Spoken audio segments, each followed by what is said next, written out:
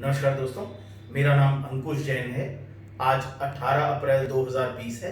मैं दिल्ली में रहता हूँ। मैं आज आपके समक्ष अपने विचार रखना चाहता हूँ। जो हमारा कोविड-19 की वजह से लॉकडाउन हुआ है पूरी कंट्री में, उससे जो एडवर्स इफेक्ट हमारी इकोनॉमी को होने वाले हैं, उससे हम कैसे जल्दी से जल्दी बाउंस बैक कर सकते हैं, उसके विचार बारे में मैं अपने विचार आपके सामने रखना चाहता हूँ। मेरा मानना है कि इस पीरियड को, जो कोविड-19 के समय जो पीरियड लॉकडाउन का पीरियड है, इसे हमें डिक्लेयर कर देना चाहिए कि ये पीरियड ज़ीरो है। पीरियड ज़ीरो का क्या मतलब है? What is period zero?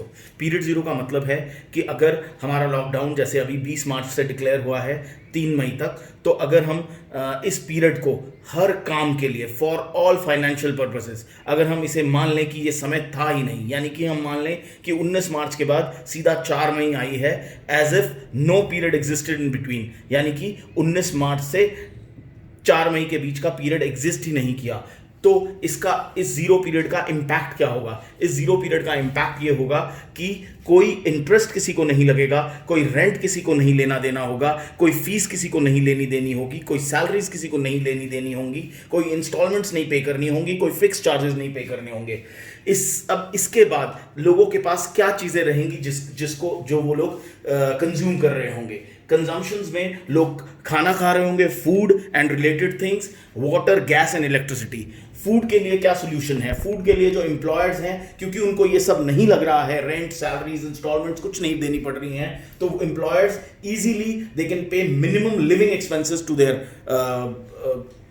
Employees. वो लोग अपने एम्प्लॉयज़ को अपने शहर, अपने गांव के हिसाब से, जैसा वहाँ का लिविंग स्टैंडर्ड होता है, जो वहाँ के लिविंग एक्सपेंसेस होते हैं, depending on the living expense of the city और विलेज, वो लोग उनको 3,000 से 10,000 रुपए तक दे सकते हैं, और उससे वो लोग अपना घर का सिर्फ राशन का बेसिक लेवल खर्च चला सकते हैं। जो पानी, इलेक्ट्रिसिटी और गैस से रिलेटेड चीज़ें हैं, इनमें कंपनीज, क्योंकि उन्हें भी रेंट नहीं देना पड़ रहा है, कोई इंटरेस्ट नहीं देना पड़ रहा है, कोई सैलरीज नहीं देनी पड़ रही, तो वो अपने फिक्स चार्जेस को हटा सकती हैं, और जो एक्चुअल कंजम्पशन है उसको भी, क्योंकि उन्होंने ये सब नहीं दिया है, नॉमिनल रेट से लोगों से चार्ज कर सकती हैं, और इसको भी एक बहुत बाद के पीरियड में, काफ़ी दिनों बाद के पीरियड में उन लोगों से चार्ज कर सकती हैं, वो भी इंस्टॉलमेंट्स में चार्ज कर सकती हैं, सो दैट अभी किसी के ऊपर भी खाने के खर्चे के अलावा कोई इंपैक्ट ना आए।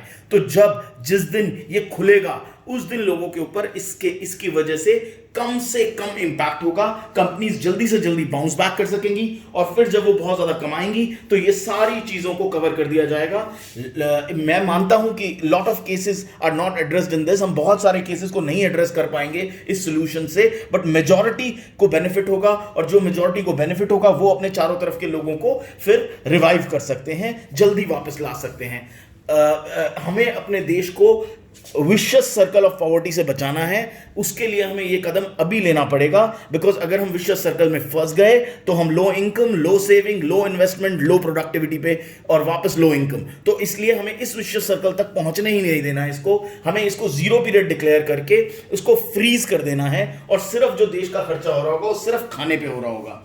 ये स्कीम क्यों मैं प्रपोज करता हूं? बिकॉज मुझे लगता है कि ये बहुत आसान है समझानी, it is easy to explain to masses, और मुझे लगता है इसको बहुत लंबे समय तक, अगर ये लॉकडाउन बढ़ता है, अभी अगर ये 3 मई को खुल जाता है 4 मई को, तो इसकी कोई जरूरत नहीं है, बट अगर ये लंबे समय तक चलता है लॉकडाउन, तो मुझे लगता है कि इससे काफी बेनिफिट हमारी कंट्री को हो सकता है। हम और देशों के मुकाबले ज्यादा तेजी से, ज्यादा जल्दी बाउंस बैक करेंगे। और मेरा मानना है, अगर आप मेरे विचारों से सहमत हैं, अगर आपको लगता है कि ये सोल्यूशन आपको भी समझ में आता है, तो प्लीज इस वीडियो को फॉरवर्ड करें, कंसर्न्ड अथॉरिटीज तक पहुंचाने की कोशिश करें। Thank you.